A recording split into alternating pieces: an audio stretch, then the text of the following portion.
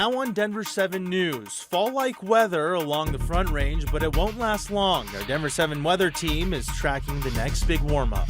Plus, tackling crime in the Denver metro, why Aurora officials believe crime rates are dropping in the city.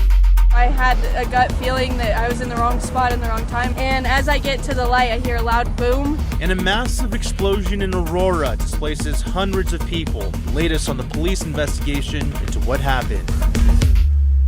Good evening. We start out with a live look outside on this very gloomy day. Temperatures barely made it above 50 degrees today in the Denver metro.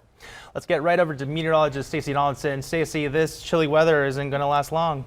It's not, but you remember just 2 days ago, 99 degrees for 2 days in a row, and now we're only around 50 degrees. And that puts us about over 30 degrees shy of our average afternoon high this time of year. So this is not generally normal, but we'll take it. Cloudy skies here across the Front Range with a lot of drizzle as well. And we'll see some fog forming late night also.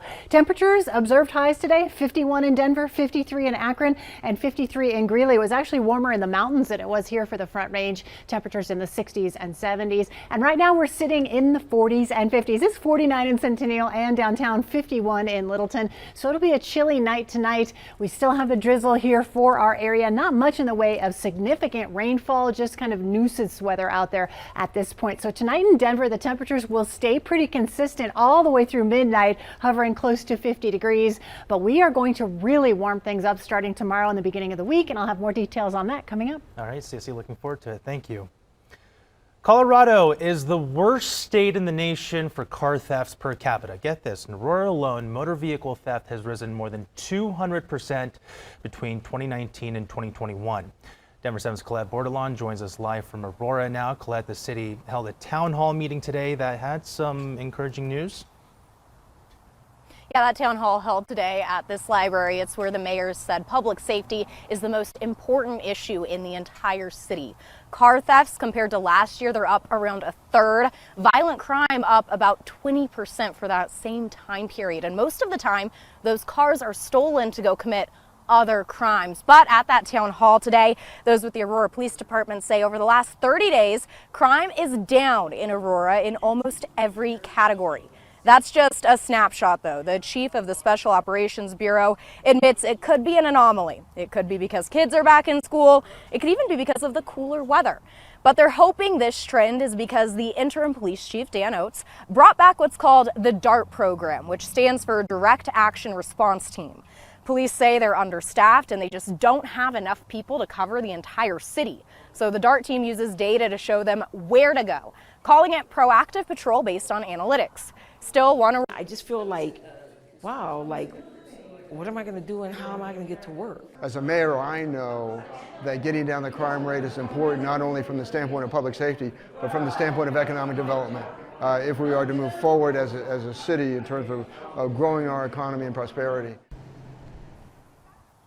Recruitment is a problem for the department. Aurora police say because of the shortage of officers, they have increased the pay to try and attract more applicants. Now, another measure that just went into effect in late August here in Aurora establishes a mandatory minimum sentence for motor vehicle theft. For first-time offenders, that's up to 60 days. For repeat offenders, up to 120 days in jail. Live from Aurora, Colette Bordelon, Denver 7. All right, Colette, thank you so much for that. Aurora fire crews are investigating an explosion at an Aurora apartment complex displacing hundreds of residents. The call came in around 10 this morning. Aurora Fire Rescue says a witness reported smoke coming from inside the Parkside Collective Apartments.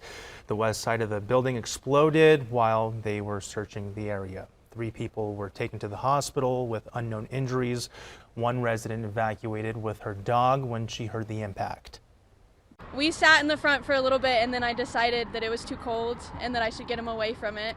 So I started walking by, and then I heard a loud noise, and I told myself, I just kept walking and saying, don't look back, that's your life in there, that's your kid, it's all your kid's clothes. So I kept walking. Just heartbreaking and absolutely terrifying. The Red Cross of the Mile High area has opened an evacuation shelter at Gateway High School for the residents impacted. All right, thousands of pounds of old electronics sitting around the house finally found a home today. Denver 7 partnered with other organizations to help hundreds dispose it properly. Here's Denver 7's Christian Lopez. old power supplies, old phones, VCR, DVD player, just, a bunch of little stuff. That's some of the stuff Art Curtis says has been cluttering his basement for years. It's important that it gets recycled and doesn't end up, contaminating, places that it shouldn't be.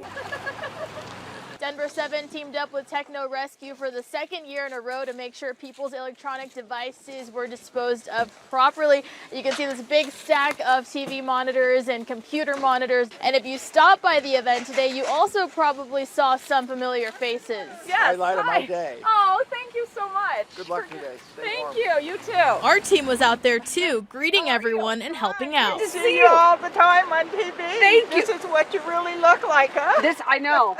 Scary. It's scary, I know. Well, it's an opportunity to recycle your electronics responsibly. We're here to protect the environment, the agriculture. We want to breathe clean air, drink clean water, and we want to do the right thing. Alrighty, and we're going to unload everything out of your truck. You do not have to get out, okay? I think it's just wonderful. I really do. I think it's a great thing, and it's great to see that people are coming out and taking advantage of it. We'll probably get close to 200,000 pounds, so we're hoping to hit at least that. Last year, I think we hit about 180,000 pounds. In Commerce City, I'm Christian Lopez, Denver 7. That old TV there probably weighed 50 pounds by itself. Christian, thank you. DIA is getting more than $4.2 million to help fund studies for a potential 7th runway. The money is from the FAA's Airport Improvement Program. The studies will examine the need for another runway, possible locations, and impacts to the environment. This comes at a time when DIA continues to grow. The airport was named the 3rd busiest airport in the world in 2021. Today, the United Kingdom formally proclaimed Queen Elizabeth's son, Charles III, the new King of England. This comes as Buckingham Palace announces details of the Queen's funeral. ABC's Faith Abube is in London with the latest. New details of the preparations underway for Queen Elizabeth's final journey. Buckingham Palace revealing Britain's longest reigning monarch will lie in state for 4 days at Westminster Hall before her funeral on September 19th. Saturday, members of the royal family seen in Windsor. The new Prince and Princess of Wales sharing a quiet moment of reflection with the Duke and Duchess of Sussex. All four taking a close look at floral tributes piling outside the castle. I think everybody hopes that the death of Queen Elizabeth will hopefully be able to start to repair some of the damage and divisions that have happened in the royal family between the Duke and Duchess of Sussex, Harry and Meghan, and the rest of the senior royals. Well-wishers like Annie got a chance to speak with the senior royals. They were every bit as lovely as you would hope. I think a bit subdued, but just so thankful. I think that so many people were here to support them, all of them. King Charles III and Queen Camilla also greeted well-wishers before entering Clarence House. God save the King! Earlier in the day, the pageantry of royal traditions on full display. For the first time in history, the world getting a front row seat to a new British monarch formally ascending the throne. Prince William, Queen Camilla, and other members of the Accession Council formally proclaiming Charles III the King. Charles signing the proclamation at St. James Palace, his coronation date not yet revealed. Across London, gun salutes firing off. For the first time since 1952, the national anthem now with the phrase, God Save the King.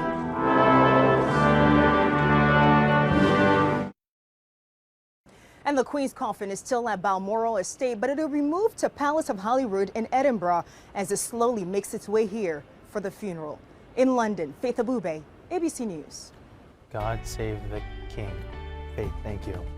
Coming up on Denver 7 News at 5, opioid overdoses continue to rise among teens. Now schools are taking action by keeping Narcan in classrooms. We take a look on the impact it's having so far. Plus, it may not feel like it just yet, but ski season is right around the corner when thousands can start hitting the slopes again.